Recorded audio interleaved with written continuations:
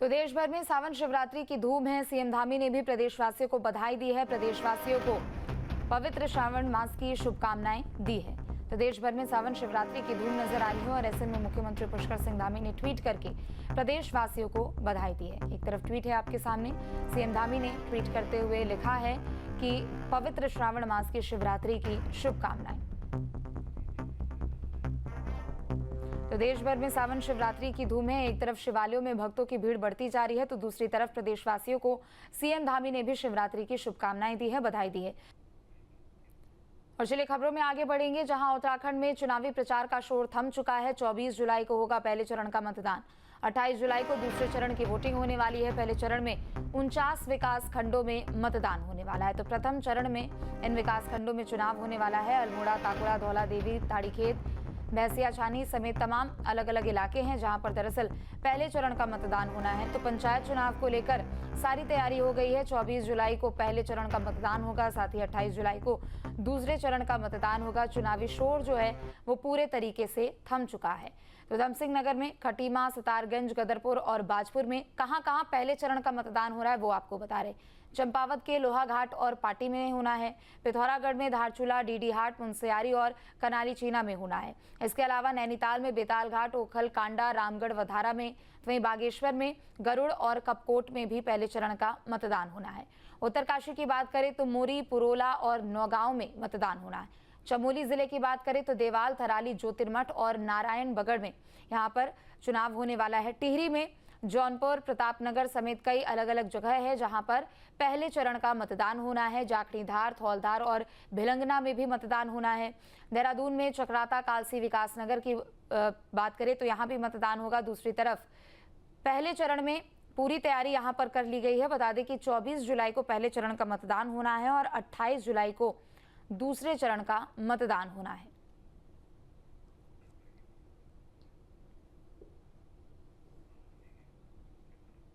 तो 24 जुलाई को होने वाले मतदान को लेकर प्रशासन ने पूरी तैयारी कर ली है। बारिश के मद्देनजर संवेदनशील जगहों पर एसडीआरएफ और एनडीआरएफ के जवान भी तैनात किए गए।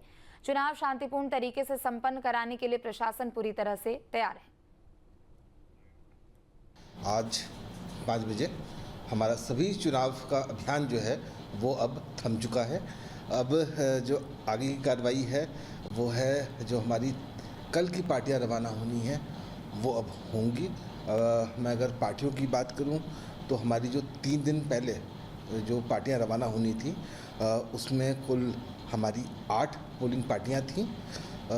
अगर मैं थोड़ा ब्रेकअप पे भी जाऊं तो इसमें जनपद पिथौरागढ़ की, मुनस्यारी की हमारी टोटल 3 पार्टियां थीं जो हमारी कल जा चुकी हैं और ज्योतिर्मठ चमोली जनपद में 5 पोलिंग पार्टियां थीं जो कल प्रस्थान कर गई थी। आज की मैं बात करूं, आज जो है हमारी कुल 497 पोलिंग पार्टियां हैं जो आज अपने गंतव्य के लिए निकली हैं। उसकी रिपोर्ट भी हम लोगों को प्राप्त हो चुकी है। अल्मोड़ा में पंचायत चुनाव को लेकर सभी तैयारियां पूरी कर ली गई है। पहले चरण में 24 जुलाई को 6 ब्लॉक के 649 बूथों पर मतदान होंगे तो दूसरे चरण में 28 जुलाई को 5 ब्लॉकों के 632 बूथों पर मतदान होगा। पोलिंग पार्टियां 23 जुलाई को सुबह 8 बजे बूथों के लिए रवाना होंगी। बारिश और आपदा की आशंका को देखते हुए 74 जेसीबी मशीनों को भी तैनात किया गया है। पोलिंग पार्टियों को वाटरप्रूफ बैग दिए गए हैं और भूस्खलन वाले इलाकों में मजदूर लगाए गए हैं। इस विपरीत मौसम में चुनाव कराना निश्चित तौर पे काफ़ी बड़ा कार्य है, लेकिन जनता और कर्मचारियों के सहयोग से हम लोगों को उम्मीद है कि निष्पक्ष और निर्विघ्न तरीके से पूरा करेंगे।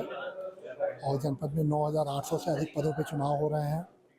फर्स्ट चरण में 649 पोलिंग पार्टियाँ हमारी जा रही हैं, 649 बूथों पे चुनाव हो रहे हैं और 2,38,000 से ज़्यादा मतदाता इसमें वोट करेंगे। 6 ब्लॉकों में हमारे पास चुनाव है। 2 ऑब्जर्वर की नियुक्ति हो चुकी है। हम लोगों ने जनपद के रोड खोलने के लिए 74 जेसीबी की व्यवस्था की है। इसके अतिरिक्त पोलिंग पार्टियों को हम लोगों ने वाटरप्रूफ बैग्स भी दिए हैं। जहां पैदल रास्तों में दिक्कत है वहां 2-2 मजदूरों की व्यवस्था की गई है। तो देवभूमि में चुनावी शोर थम चुका है। विकासनगर के प्रचार के अंतिम दिन प्रत्याशियों ने पूरी ताकत झोंकी तो वहीं दूसरी ओर पोलिंग पार्टियों को भी रवाना कर दिया गया है। 24 जुलाई को पहले चरण के लिए मतदान होंगे। कालसी और चक्राता के लिए पोलिंग पार्टियां रवाना हो चुकी है। 44 पार्टियों की रवानगी गई है। जो भी दूरस्थ क्षेत्र हैं चक्राता और त्यूरी के, वहाँ पे हमें आज पार्टी रवाना कर दी है। बाकी की कल 93 पार्टियां जो हैं वो कल रवाना की जाएगी और परसों 24 तारीख को इसका मतदान होना है। आपदा को लेके SC PMJSY के नोडल बनाए हुए हैं और जगह जगह पे हमने JCB की व्यवस्था करी हुई है PMJSY और PWD के अधिकारियों ने। तो जैसे भी कहीं मोटा मार्ग बनने की सूचना मिलती है तो वो JCB तुरंत पहुंचा दी जाएगी वहाँ पे। खबर रुद्रप्रयाग से है, जहां मतदान के लिए पोलिंग पार्टियां रवाना हो चुकी है। 67 पोलिंग पार्टियों को रवाना किया गया है। 24 जुलाई को पहले चरण का मतदान होना है। तो रुद्रप्रयाग से बड़ी खबर आपको बता दें, जहां 24 जुलाई को पहले चरण का मतदान होगा और ऐसे में पोलिंग पार्टियों को रवाना कर दिया गया है। 67 पोलिंग पार्टियां रवाना हो चुकी है। तो बड़ी खबर रुद्रप्रयाग से, 24 जुलाई को पहले चरण का मतदान।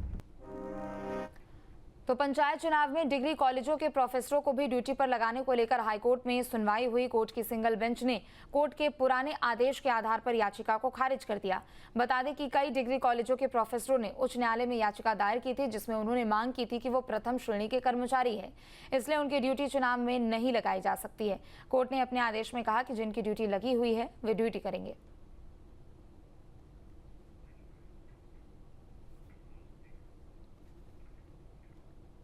हाईकोर्ट में सितारगंज से प्रधान पद के लिए नामांकन निरस्त होने की याचिका पर सुनवाई हुई। कोर्ट ने बृजेंद्र सिंह की याचिका खारिज कर दी। कोर्ट ने चुनाव की तारीख नजदीक होने का हवाला देकर याचिका खारिज कर दी। बृजेंद्र सिंह पर सरकारी जमीन पर अतिक्रमण करने का आरोप था, जिसकी वजह से उनका नामांकन रद्द कर दिया गया। बृजेंद्र सिंह ने कोर्ट में याचिका दाखिल कर नामांकन रद्द के फैसले को चुनौती दी थी। बजेंद्र सिंह नाम के व्यक्ति जो ग्राम प्रधान का चुनाव लड़ रहे थे सितारगंज ब्लॉक से, उनका नामांकन इस आधार पर निरस्त हो गया था कि उनका वन भूमि में अतिक्रमण है। उस आदेश को चुनौती देते हुए उन्होंने एक रिट याचिका आयोजित की थी। आज जिस पर सुनवाई हुई, माननीय न्यायालय ने सुनवाई के बाद ये पाया कि क्योंकि चुनाव की तिथि बहुत नज़दीक है, इसलिए अभी इस स्तर पर किसी तरह का हस्तक्षेप करना अनुचित है। तो इस आधार पर उनकी रिट याचिका को निस्तारित कर दिया। खबर देहरादून से है, जहां पर उत्तराखंड में ऐसे दर्जनों गांव हैं जो कि पंचायत चुनाव में हिस्सा नहीं लेते हैं, क्योंकि कई गांव वन पंचायतों की श्रेणी में आते हैं और वन पंचायतों में प्रधान के चुनाव नहीं होते हैं। ऐसे में पंचायत चुनाव के दौरान ग्रामीण सिर्फ मूक दर्शक बने हुए हैं, जो चुनाव में ना वोट कर सकते हैं और ना ही चुनाव में शामिल हो सकते हैं। ऐसे ग्रामीणों की संख्या लाखों में है। मुख्य रूप से जो वन ग्राम है, वन ग्राम ये वो ग्राम है जो इंडियन फॉरेस्ट एक्ट के अंतर्गत पंजीकृत या आपके नोटिफाइड हुए हैं। यहाँ पे ये फॉरेस्ट में होने के कारण उस समय में ये व्यवस्था 70 साल या 80 साल पहले की ये पुरानी एक व्यवस्था है।